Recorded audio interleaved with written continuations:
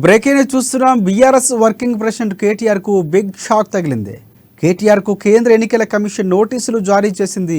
Tea hub లో నిరుద్యోగులతో KTR సమావేశంపై EC serious అయింది. ఇవాళ సాయంత్రం 3 గంటలలోపు నోటీసులకు వివరణ ఇవ్వాలని ఈసీ ఆదేశాలు జారీ చేసింది. దీంతో ఇవాళ కేటీఆర్ కేంద్ర ఎన్నికల కమిషన్ ముందుకు వెళ్లనున్నారు.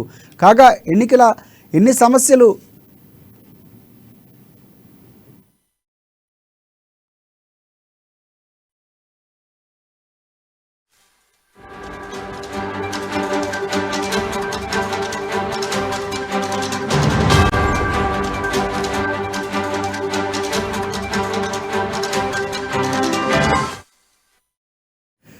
బ్రేకింగ్ న్యూస్ చూస్తున్నాం. బీఆర్ఎస్ వర్కింగ్ ప్రెసిడెంట్ కేటీఆర్ కు బిగ్ షాక్ తగిలింది.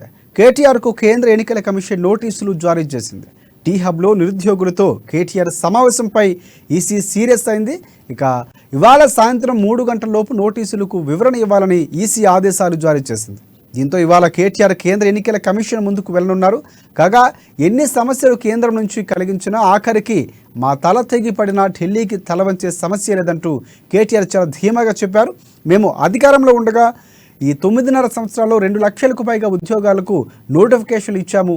వాటిలో 1 లక్షకు పైగా జాబులు అందించినట్లు కేటీఆర్ చెప్పారు.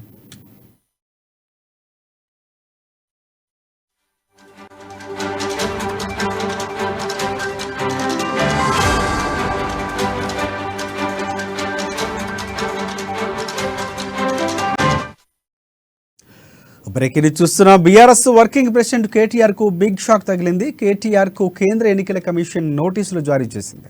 టీ హబ్ లో నిరుద్యోగులతో కేటీఆర్ సమావేశం అవడంపై ఈసీ సీరియస్ అయింది. ఇవాళ సాయంత్రం 3 గంటలలోపు నోటీసులకు వివరణ ఇవ్వాలని ఈసీ ఆదేశాలు జారీ చేసింది. దీంతో ఇవాళ కేటీఆర్ కేంద్ర ఎన్నికల కమిషన్ ముందుకు వెళ్లనున్నారు. కాగా ఎన్ని సమస్యలు కేంద్రం నుంచి కలిగించినా ఆఖరికి మా తల తెగిపడినా ఢిల్లీకి తల వంచే సమస్య లేదంటూ కేటీఆర్ చాలా ధీమాగా చెప్పారు. మేము అధికారంలో ఉండగా ఈ 9.5 సంవత్సరాల్లో 2 లక్షలకు పైగా ఉద్యోగాలకు నోటిఫికేషన్లు ఇచ్చాము. వాటిలో 1 లక్షకు పైగా జాబులు అందించినట్లు కేటీఆర్ చెప్పారు.